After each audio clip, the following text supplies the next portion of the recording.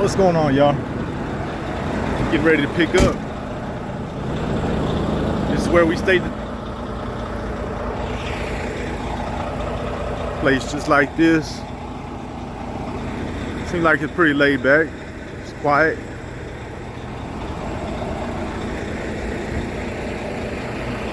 But I'm over here in I don't know, I'm not sure. This is Mercantileville, Pennsauken, or Camden. But this is where I stayed the night at, where I picked up at. You know, just getting in the position. But I wanted to show y'all this.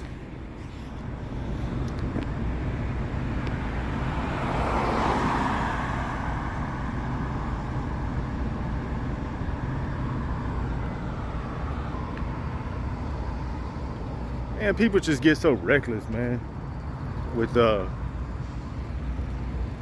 what they're doing.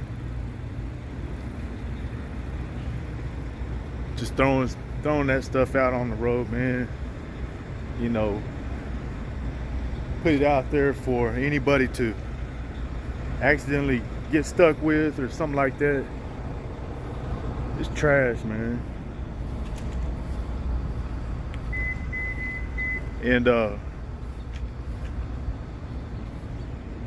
shit, that shit right there ought to, you know, I thought it was a pretty nice place.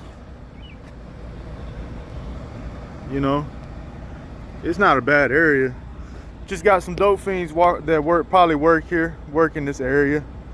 They threw the shit out. They threw it out their car rather than have it with them. You know.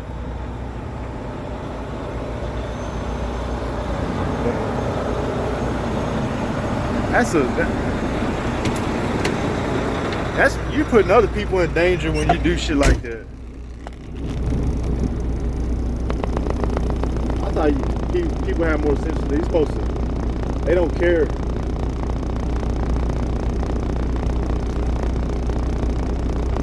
They don't care. My first time having to do this. See that glad hand lock come with this key.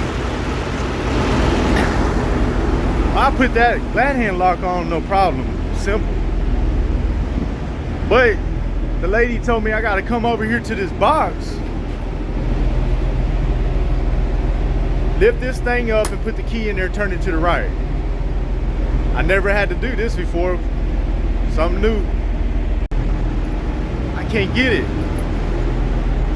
The lady said, put the thing on the truck, come over here to the wall, lift this thing up, stick this thing in there and turn it to the right. That's what I've been doing. It ain't been going. My first time doing this, I'm like, I'm unsure, like, if am I doing it right? So what's the issue? I figured out what the problem was. Check it out. You see, this thing right here, I mean, it only goes in one way. You see that?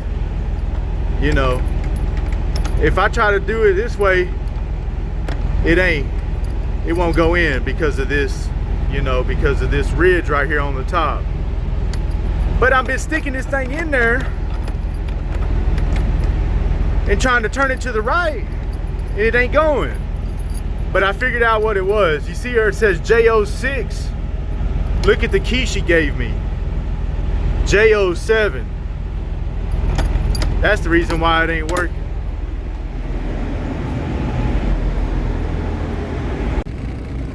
I ain't even gonna do no high side, man. Yeah, it was the wrong key, but I was at the wrong door. That's my fault right there. But trying to move too fast, I guess.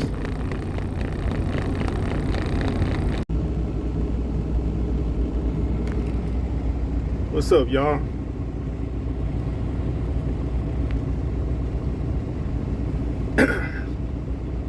So I was driving yesterday, and I noticed that my truck was not acting normally. Talking about my air pressure. Now, every time that, well, the way that it really came down to my attention was, to be honest with you, I did a real hard braking application, and then my low air pressure light, warning light came on, and I was like, and I looked at my gauge, and I was like, damn.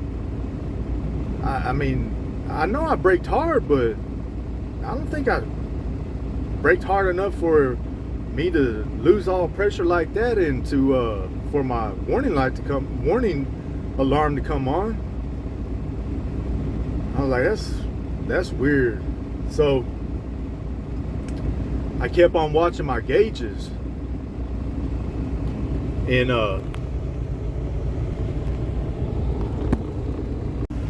so then, like I said, I started watching my gauges more. You know, I keep an eye on my gauges, you know. But whenever that alarm went off, I was really keeping an eye on my gauges. Let me show y'all. See, here's my two. Well, I have 3 air pressure gauges, and so this is the application pressure whenever I press the service pedal. This is, and you see front and rear. So the rear, whenever I would press my pedal like that,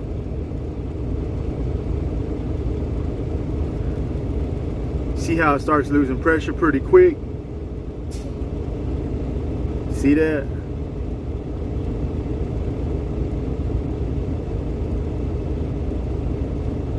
So I noticed that, and that's an issue. I know I got a problem. And well, I'm fixing to show y'all what I did, how I found it.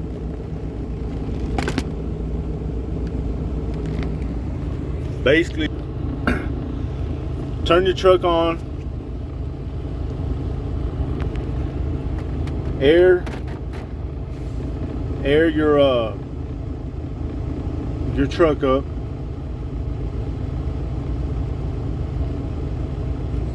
I got this pushed in. I got my brakes released. This is out, but I don't even have my trailer lines hooked up, because I'm trying to isolate the problem. I'm pretty sure that it's a server well, as right now I know it is, because I've already checked it. I'm just showing y'all this. But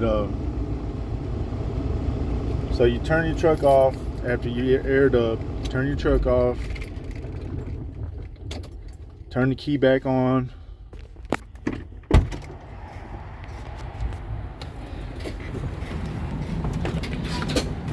See how I got this set up? I'm gonna push this in with this.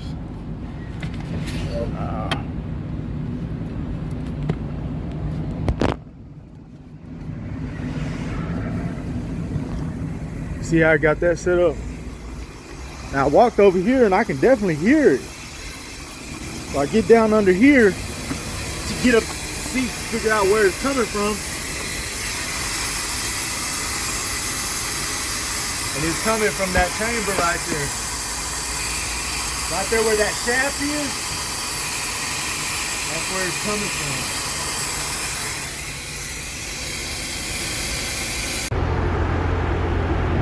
Hey, I stopped by the Burgess Truck Center, picked up the service chamber. Now I'm over here parked at the Flying J, Carlisle, PA.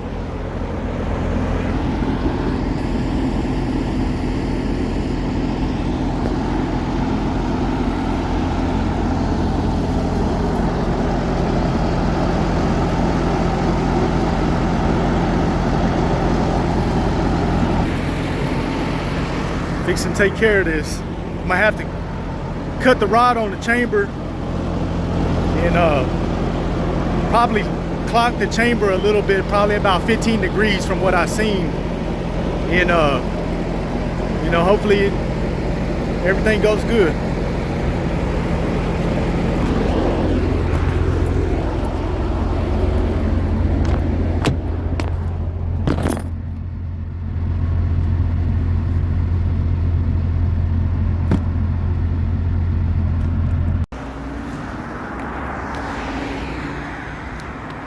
I'm walking back to, well, I'm not walking back to Fleet Pride, I'm walking to Fleet Pride. I got the brake chamber from Bergey's. Fleet Pride and Bergey's is right next to one another. I should have just checked it out and took my time to evaluate what the service chamber that I got from Bergey's. It's got two ports, like one right in the center of the, you know, the thing, and then it's got the port where the hose goes into. So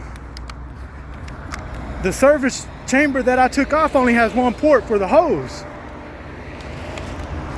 So I'm thinking that I need to plug that other one. I got it off, I got the chamber off and everything, and was getting ready to put the other one back in, the new one back in, but I took a good look at it. I was like, what's this second one for? So, you know, I tried to make sure that I had everything before I got the tools out and got underneath the truck. You know, I went by the parts place first, then I came back to the Flying J to do the work, because, you know, as soon as I do the work, I'm gonna put my stuff up, tidy the truck up, go in and take a shower and get on the road. But I had to put all that stuff up and then walk back over here. So I'm gonna stop at Fleet Pride and see what kind of service brake chambers they got. And I might buy me another service brake chamber, or I might just buy me a plug. Depending on what these guys say, I might ask them about it. So that's a good thing about this area right here in Carlisle, PA. You know, you got Fleet Pride and you got Bergey's right next to each other. You got the Flying J about a 15-minute walk from the two. You know, so it's a lot better than being, you know, broke down on the side of the road 50 miles from, or maybe even more than that, from the nearest service place, you know. But anyhow,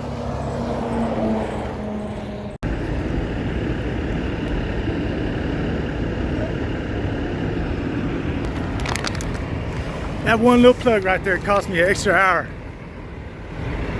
But I ain't mad at it though, or mad at myself for not thinking about it. Got a chance to do some walking, get my blood flowing. I needed it, man. I've been way too damn lazy. Just out here trying to run. And I kind of slowed down on the working out and everything. When I was with Trans Am, man, I used to get out and walk every day. I mean, I'm talking about every day.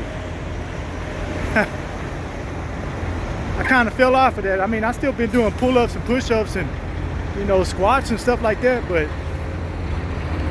as far as like walking, you know, jump rope or burpees or anything like that, I don't know. I fell off of it, man, but I definitely need to get back on it. Now I got to get everything back out and finish this job. Finish up where I started. Y'all see the difference? I gotta plug this off. This. The old one didn't have nothing like that.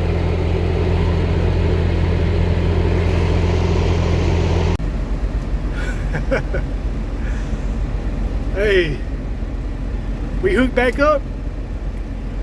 We ready to roll. More.